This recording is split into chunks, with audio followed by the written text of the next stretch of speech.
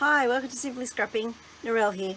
It's time for another Scraps to Embellishments hop, and the embellishments we use for swaps in Ginger's Corner. So our theme for this swap is stamp, colour and cut. Now our swaps this year have to be at least 2 layers. So even though these are going to be flat, they are still 2 layers. They're actually 3 layers because you've got a layer of ink and then a layer of colouring. So that's, and then the base cardstock, so that's actually like 3 layers. You've got the cardstock, the stamping and the colouring. So anyway, what am I doing? I'm using the Rosy Blooms outline stamp set by Altenew, and I was going to do the flowers and I went, well, maybe I should just do the leaves, because sometimes you don't have leaves necessarily for your flowers. Like for example, I've got these flowers here left over from a project, but I have no leaves to go with them. So these would work, you know, under these flowers. So I thought leaves are a little bit more useful than flowers. Anyway, that's what I'm doing. And this stamp also has a die, so that's very handy. I don't have to cut them out with scissors, no fussy cutting involved. And I could have pre-stamped them all and shown you the colouring, but I wanted to show you my stamping of them, for a few different reasons. I'm using my stamping platform, and that is so if it doesn't stamp properly, I get to have another go, which is really important, because for such a large stamp, sometimes when you stamp it, you may not get even coverage of your ink, and then it's impossible to line up again to stamp over the top. So rather than wasting a lot of cardstock, I just thought I'd use my stamping platform. So I have my stamps here already. I've just got scrap paper here because I have done a few tests to make sure that my ink pad, which I think needs a re-ink, is juicy enough to do all this stamping. So that's just scrap paper I've got sitting in there. And the other tip I wanted, the main tip I wanted to show you is this here is an old Cricut mat. I had the original Cricut before I recently bought the, not the Maker, what's the other one? Explore 2 or whatever, when it was on special. But I had the original one that took the cartridges. And I've got the cartridges transferred now to my Access account, but I had the mat still. And it's a 6-inch, it doesn't go in the Cricut Explore, it's too skinny. So rather than throw it out, I thought I'd use it on my stamping platform. So I just take the protective cover off it. And this is good because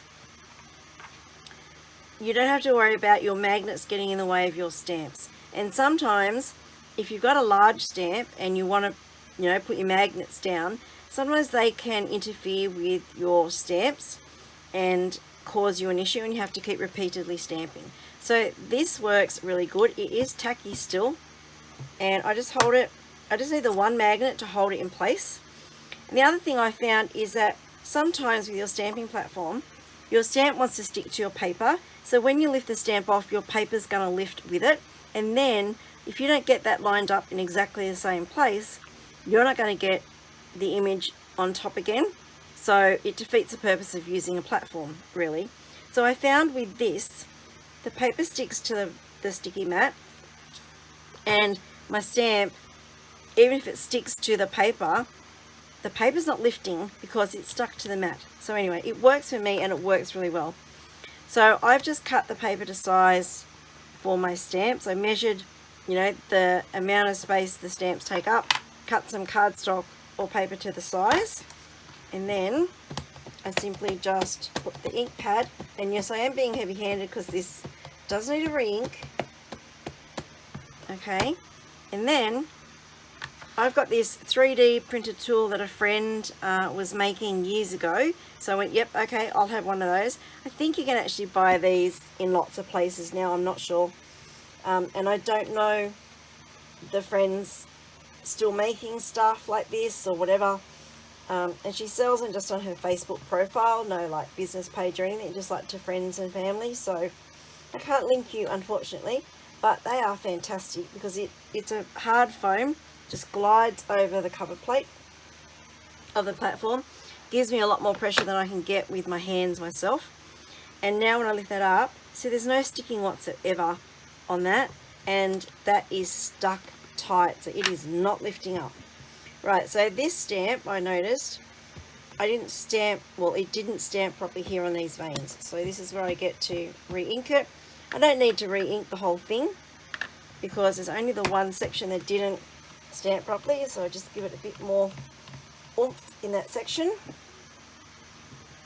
And there you go, it is perfect. Alright, so that is the stamping of these. Now, I will show you another tip that I'm sure you're all aware of when it comes to cutting them out. So now I just put my protective sheet back on there, put the magnet on there. Now, until I clean that stamp, I don't want the ink transferring onto my cover sheet, my protective sheet, so that's what that scrap bit of paper's for. So that I can clean this whenever I want. So now, I'm just going to line these dies up, and I'm sure we all know this trick, but you use washi tape to hold them in place, because even if you use a magnetic platform, whoops, I've just thrown the washi tape around the room. Hang on. Oh my goodness. I went to move something and it came with it and flicked across the other side of the room. Alright, so need to line these up, and some washi tape will tear your cardstock. So you just run it on the back of your hand to take away the excess stickiness, and then it doesn't have as much stickiness, but it will still hold your dies in place. And then as an extra safeguard, I try not to get too much on the actual design itself. I tend to hold the die cut and then the outside piece that I'm not going to be using. And then if it does tear, then that's sort of my safeguard that it's not going to tear the image.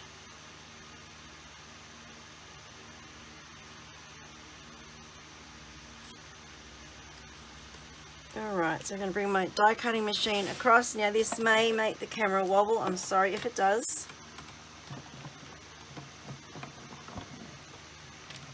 And I like to cut out things twice, so I run it through and then run it back. So then I make sure that it is cut out. And then storing your plates, sometimes they warp, so I don't know if you can tell, but this one is bent. You see the bend? I try and avoid that, but you can't. You're meant to swap them around and upside down and turn them around. They still warp no matter what you do. So I like to run my plates through to the halfway point, and that's how I store it. So that helps it getting too warped and out of shape. Alright, so now, well, that one just came straight out, and so did that one. So they cut out beautifully. So now we're going to colour them. Okay, so now it's time to colour them. And I just have two markers here, a light and a dark of the same shade. And my colouring is quite simple. So I've already done all these. And what I'm aiming for is a dark centre to the leaves. And then sort of like a three shaded colour on each of the leaves. So I've already coloured these in the first of the light, so it's just a light colour all over. And then I do really simple shading, and the Copic purists out there are going to gasp and tell me I'm doing it wrong, but it works for me, and I think the leaves look okay. So I'm going to do it the easy way. So I'm now just going to colour with the dark colour.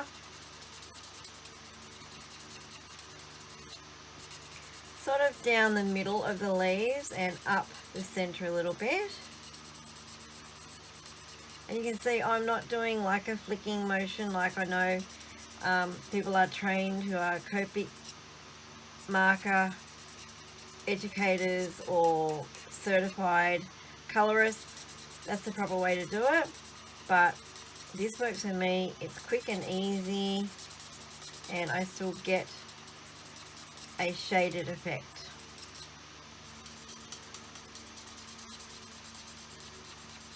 So I'm sort of going not quite halfway, I guess, on the leaves. Now they're all going to look different because it just depends on how you colour each one. There's no right or wrong way. Well, I don't think there is. And like I said, these work for me. I get the colouring into my leaves, the shading effect. Might not be perfect, but alright, so that's the dark colour. Now I come back over it with a light colour, and I basically sort of go down a little bit into the dark and then colour up, so I'm blending the two together. And then I don't go all the way to the tip, so that should give me like 3 distinct shades on my leaves. So I got the dark, and then like I'm creating like a medium colour where I'm going over the light that I've already coloured, and then it's lighter at the tip, so I get like a 3 shaded look to the leaves. And you might see like a distinct line like that and freak out, but it does blend once it dries a bit more, so don't be scared of that. So I'm just going over the dark with the light, not all the dark, just a little bit of the dark to blend them together. You see how quick this is?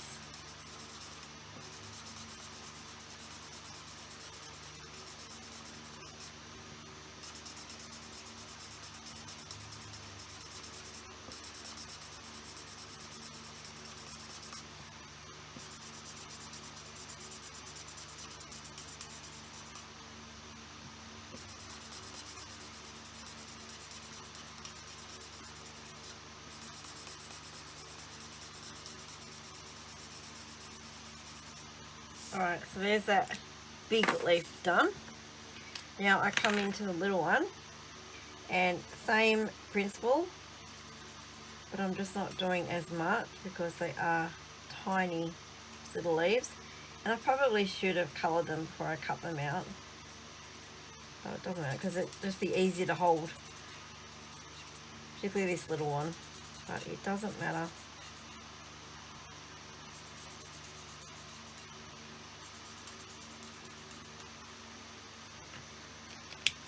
Alright, and then just the light, whoops, gosh, rearranging the whole desk, and then just the light ones.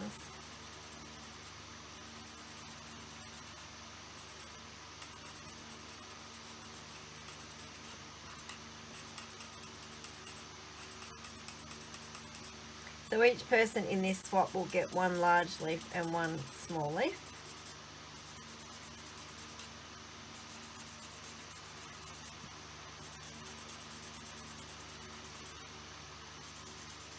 Alright, so if you have liked this video, please hit the like button, give me a thumbs up, and I will have a link below to Ginger's Corner where we do these swaps. We make these embellishments for our swaps, and it's not too late to join in. Sign up will be up, I think, tomorrow for this swap, the stamp, colour and cut swap. You can do any image you like as long as it's stamped and coloured and cut out. So you could do fruit, apples, vegetables, people, anything that is an outline that you can colour. Like I said, if you've enjoyed this, please hit that like button. If you're not already a subscriber, please consider subscribing so that you know when my next video comes out. Thank you so much for watching. Have a scrap happy day, and I'll see you on the next video. Bye bye.